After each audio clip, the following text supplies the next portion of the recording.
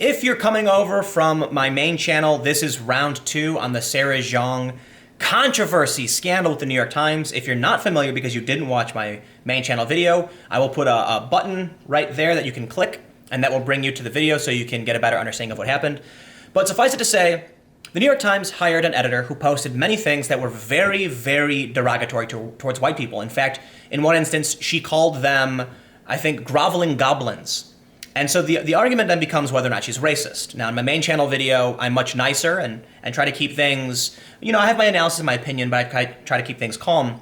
And I want to really dig into this because I do have some pretty strong opinions on what's happening here. I believe she's racist for one reason.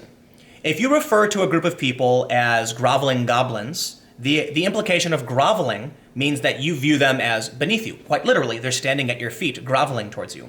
And the idea that your race is superior to another, or that another race is inferior, followed by antagonism, discrimination, that's literally the definition of racism. When you go on Google, racism is defined as prejudice, intimidation, antagonism based on the belief that a race is inferior to yours. So it would seem that she's being overtly racist. I have this article from the Daily Caller pulled up. I'm going to criticize, but I do think there's an interesting point to be made here. It's titled, "Latest New York Times Hire Also Had Relationship with White Nationalist Hacker." And I think that's a bit of a stretch. Though they do show that Sarah Jeong was tweeting with Weave, who is a known white nationalist, racist, anti-Semite, it doesn't mean she had a relationship with him. However, she did say to him that it was awesome that he got the Supreme Court to invalidate the CFAA, which is it's a complicated story I'm not getting into, in a tweet on September 26, 2014. She asked him which book was his favorite in reference to Harry Potter, and she said that she thought he was a Hufflepuff, which is I find really interesting. I don't believe this is evidence that she had a relationship with Weave other than she was just responding to someone on Twitter, and I think it's a bit unfair to draw that connection. The reason they're doing this is because Quinn Norton got fired for actually being friends with Weave. There's a difference between tweeting to somebody and actually being friends with them.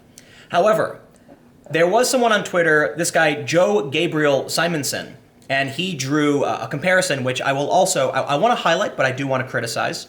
He said, both Quinn Norton and Sarah Jeong sent racist tweets that reflect a subculture rather than likely real animus. I agree with that. I think it was about trolling. Quinn Norton, she was hired by the New York Times opinion op-ed department. She was fired because she used certain words that were considered offensive and was friends with Weave.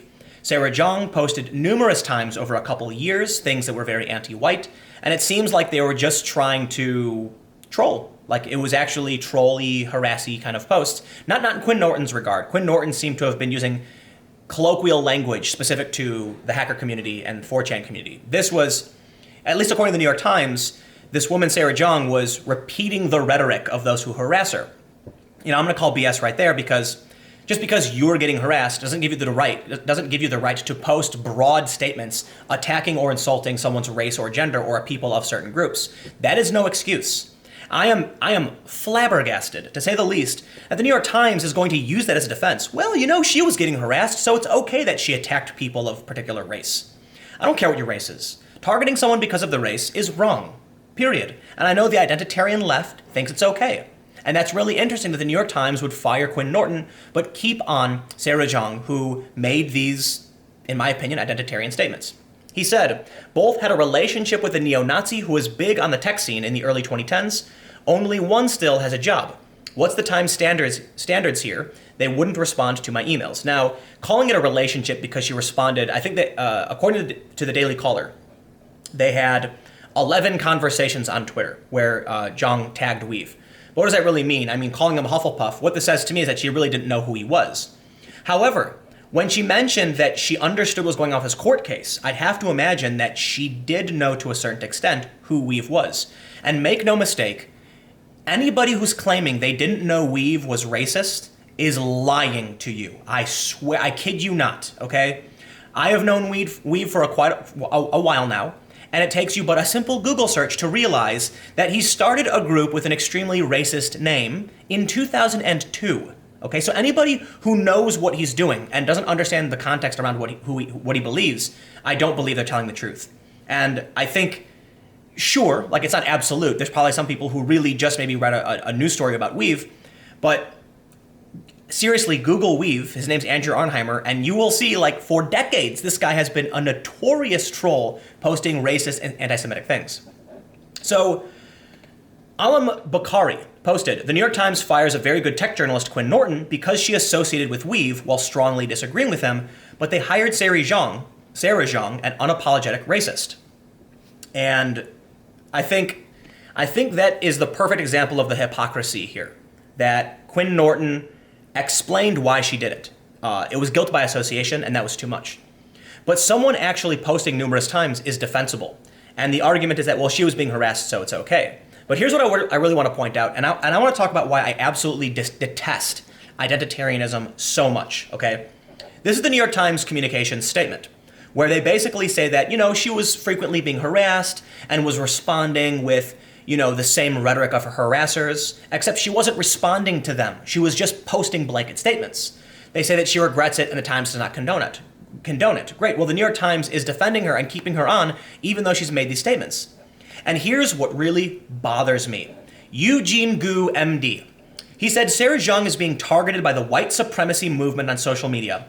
I will not stand silent about this. No matter the backlash, Asian Americans have been silent for far too long, and we should not be shamed into silence forever. And you know why that really, really pisses me off? Because I'm Asian and I'm white, and I don't like it when anybody rags on anybody else. And I think it has to do with the fact that I'm multiracial, that I don't like people attacking anybody. Don't judge people based on the color of their skin. It's like lesson number 1 we learned in this country growing up. It is a core principle that we hold true, that we should treat people as individuals and give them the respect they deserve. This is the problem. Eugene Ju, he is, I believe, Asian American. And he is saying the white supremacists are coming. Yes, because he is not white. And then you have white people getting angry that they're being attacked for being white. And personally, I hate it when everyone gets attacked for being whatever they are, because you shouldn't do that. And it's probably because I am of no particular identitarian group or identity group. I don't get to be one or the other. I get ragged on by people like Eugene as much as I get ragged on by white supremacists. All this does, when he says Asian Americans have been silent for far too long, do I count? Do I get to be an Asian American here? Because if that's okay, I'm going to point out you saying that Sarah Jeong is being targeted by the white supremacy movement is absolutely disingenuous, and I totally disagree with you, and I think what you're doing is absolutely wrong, and you're playing the same game identitarians play. You're all identitarians. I don't like identitarianism. I don't like Eugene Gu saying that Asian Americans have been silent for too long, because he's speaking on my behalf too, unless his argument is that I'm not Asian enough. And you know what the problem here is? Sarah Jeong is Korean. Okay, she was born in Korea.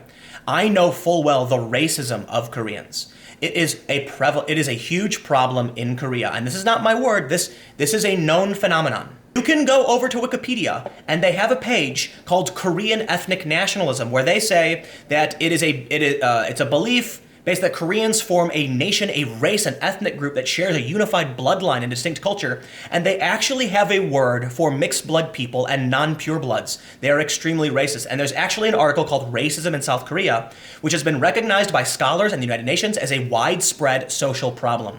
So let me just explain to you, when I see people making these claims that, Asian Americans need to stop being so silent, and then I see an actual Asian American, Sarah Jeong, make a bunch of anti-white racist statements because she called them groveling goblins, and we know that Korea has a serious problem with racism, and as someone who has been told by Korean people I am not Korean enough, I am particularly offended by this. I kid you not. I went on a documentary shoot for Fusion, and I had a Korean woman tell me to my face I was not Korean enough.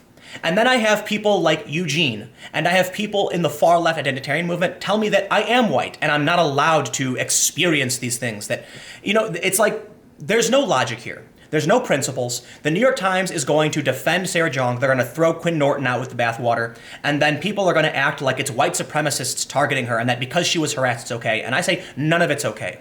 Because when I talk to these people on the far left, they shit on me. When I talk to people who are, race realists, the far right, they shit on me too. So why the fuck would I want to be associated with either of them? What the New York Times is doing is wrong. It's not wrong that they're defending Sarah Jeong, and it wasn't wrong that they fired Quinn Norton. It's wrong that they're inconsistent. It's wrong that they would not defend Quinn Norton, who is a great writer and who has great principles, which I agree with her on so much. Okay, I don't like white supremacists. She wants to be friends with them. I understand what she's trying to do and why she does it. She wants to use certain language to communicate with people. I don't agree with her doing it, but I get it. I don't think she's a bad person. The New York Times would not defend her, but they will defend Sarah Jeong, who literally used detestable phrases, words, and insulted and attacked people, antagonized people, because she claims she was being harassed. Two wrongs don't make a right. And now we have the Identitarian Pulse, the Eugene Gu coming up here on the New York Times communication, acting like Asian Americans are being silent for too long. I hate it. I hate it because this person, like Eugene, not him personally, didn't say anything to me, but too many of these people have told me I'm not Korean enough, that I don't get to have an identity. And that's probably why I don't like identitarians, because there isn't one I can fit in with other than American, right? And I can believe in the values of America and believe that all people deserve equal treatment and equal rights. To a certain extent, like there's laws, there's criminals, there's certain circumstances, nothing is absolute. But the idea is typically a human being is worthy of rights. And I hate that they whittle it down to this is your color and this is what you are. And the New York Times is going to say one person is okay and one person isn't because there's no principles here. And so it leaves people like me sitting here scratching my head wondering what the hell is going on? What the hell does anyone deserve? Why are they targeted the way they are? How do you navigate a system that doesn't actually treat you with consistency? Why is it okay that this person can do these things and someone else can't? I don't like it. Not one bit. And so I don't want to rant too long, but what's interesting here is, I'm going to get to the Mike Cernovich thing, but the talk page for Sarah Jeong is this huge controversy. Okay, so this is Wikipedia. Sarah Jeong has a Wikipedia page, and as of this morning, it is inundated with messages of whether or not they should or should not include the controversy of her making racist statements. All right, let's look at the article. The article right now just says Jeong was appointed to the New York Times and will be the lead writer on technology. That's it. The New York Times issued a press release about this, a public statement, a PR statement, I don't know if it was a press release. It has been reported on by the Associated Press, by ABC News, by Fox News. Numerous outlets are reporting this. It is massively significant. It is a huge controversy. And Wikipedia won't include that. There's a controversy going on. It's called an edit war, where all these people are claiming, no, they're just trying to discredit her. It's editorialization. It isn't fair. It is fair. And ultimately, they want to protect the page. I don't know if it is protected. It is protected. There's a lock in the corner, meaning that it's protected for a few days due to disputes, and they're not going to include that controversy involving someone who made numerous racist statements. Sure. Then you look at Mike Cernovich's page. I don't care what you think about Mike Cernovich. I think he's posted a bunch of kooky bullshit. That's sure, fine. Whatever your opinion is. The point is, they say Mike Cernovich is an American alt-right social media personality. He is. They definitively state that. Even though they then include Cernovich has denied being part of the alt-right movement and has described himself as new right and an American nationalist. And what happens, okay, so they called him alt-right. What happens then when you click alt-right? Well, you're brought to the page on alt-right, which says they are white supremacists and white nationalists, neo-Nazis, neo-fascists, neo-Confederates, Holocaust deniers, etc. If someone says they do not believe in this, why then is it okay for Wikipedia to claim that he is, okay, this is a definitive statement saying Mike Cernovich is alt-right, meaning he is a white supremacist of some degree, even though he denies it. But then when you look at Sarah Jeong's page, they will not include a controversy that has been reported on by the Associated Press. And this is the problem. It's the double standard. It's that the New York Times will throw someone like Quinn Norton out, who is a lefty, who is good at what she does, and defend someone like Sarah Jeong. It's that Wikipedia will definitively call someone a white supremacist even when they're in a mixed race family and deny being a white supremacist, but then they won't include the same thing on someone else's Wikipedia page. And that, my friends, is exactly what bothers me about all of this. You can tell I get really angry when it gets to issues of identitarianism, because I'll say it again, exactly what happens is someone who is Asian will say Asian Americans need X. And then someone who is white will say white people need X. And then both of them will look at me and say, go fuck yourself. And that's why I don't like race politics. I don't like identity politics. And I'd much prefer if everyone just said, we're all people and we believe in similar things and we want to live comfortably together. I believe you have the right to express yourself, to live freely so long as you don't cause harm to others. And it's complicated, but we're going to figure out what exactly constitutes harm and where our laws should be. And I agree with that system. And other people say, because I am this race, I get X. And because you are this race, that means you're a groveling goblin. And I hate it. Absolutely. Anyway, rant over. Welcome to the Opinion Channel. Stick around. I've got some more videos coming up in just a few minutes.